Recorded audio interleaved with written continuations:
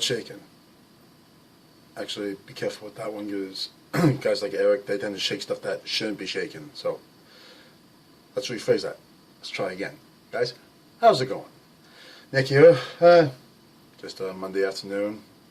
Get a little bored, so I figured, let's try to do a video while I had before the kids came home. So today, I'm going to try to do a brew review, but I'm going to start off early and maybe just do a show off a rifle. Not one that you see a whole lot of. They are out there. People seem to like them.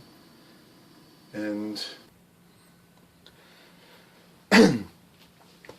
alright, so what we have here is a Swiss K31. Pretty darn cool rifle. You don't see too many of this in this style. The whole straight pull action. First, before we do anything, let's show magazine's empty and nothing in the chamber. She's all clear, and see how that works? See the little groove right there? Now, one thing I have to be careful with these is, at least from what I've read, if you don't make sure that the serial number that's on top of the bolt sleeve is visible on top, your rifle's not in battery. And I don't think any of us would want to buy a rifle when it's not fully in battery, when it's not full lock up. So always give it a little tap there. So let's get on with a little more of it, shall we? It has a nice little safety, nice little ring there that you can easily manipulate if you have gloves on, so it makes it good for a hunting rifle.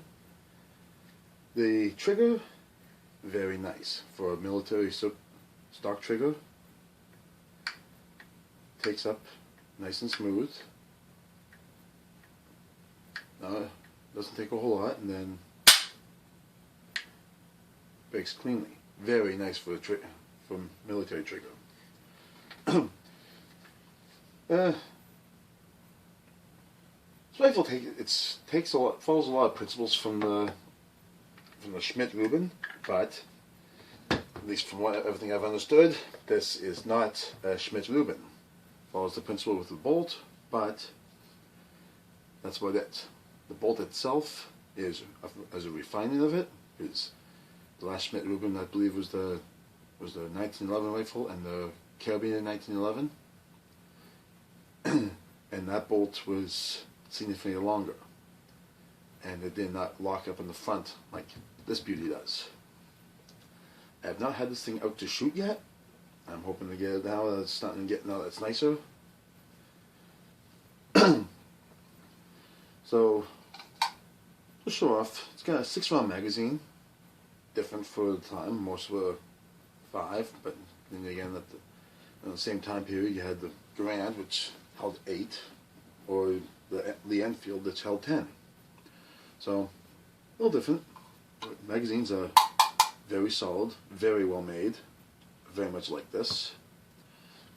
As for the rounds, as far as a neat round, the 7.5 by 55, or GP11, almost like a 308 or a 7.62 by 51 NATO, and very nicely made. It is Berdan primed, but it's not corrosive, so that's bonus. So generally, the bores in these things are going to be very excellent. Even though, as you can tell by looking at it, the stocks are a little chewed up.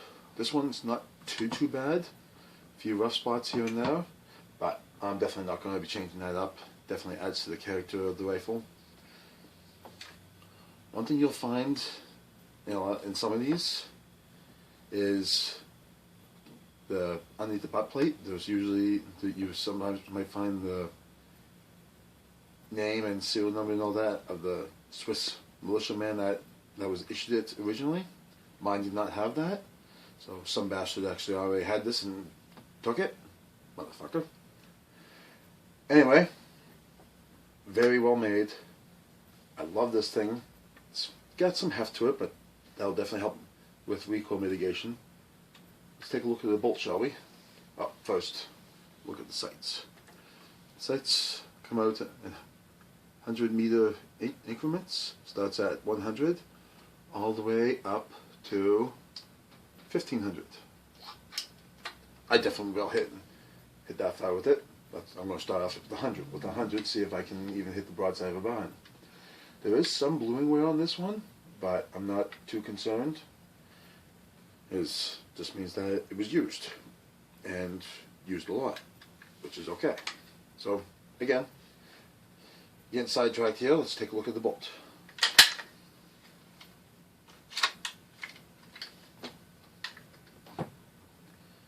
The K31, the bolt locks up at the front. You have the front locking lugs right here that lock right up into the receiver. On the K11, 1911, sorry, and its variants, the bolt came up this much further with a much longer firing pin, but the locking lug still stayed back here, so it wasn't as secure of a lockup. Just like it goes all the way back to 1889, I believe, the original Smith-Rubin. Also had a lot longer single stack magazine. Definitely a very interesting rifle. So you have the grooves that come up along here. And the cocking piece here rides along that groove, actuating the locking lugs. This thing is in excellent condition. I've stripped it apart, taking a look at it. Might have to take it apart again and oil it up because it is a bit stiff. So that might slow it down. Otherwise, with a straight pull, it would be, in theory, a much faster firing rifle. This one, if I remember correctly, when I looked it up, going by the serial number, it was manufactured in 1942, I think. So we're still under the original stocks, even though this one looks a little bit lighter than I would have expected for walnut. But I don't really care. I like it anyways. Everything matches. And again, like I said, around the butt here and a few other spots, it's a little beat up. But I love this thing. And it's going to get shot. The ammo's not too bad price-wise. Could be better. And you can do reloads for it. But it's, again, Berdan primed, so you're probably better off getting some other brass and just renecking it and trimming it down, renecking it and that sort of thing. Have to ask Reload about that. Maybe I'll ask Eric, see what he knows about it, or if he can give me any info. So that's all I'm going to show on this one. I'll eventually get this thing out to the range, hopefully in the next few weeks, and I'll see about trying to get some range footage on that.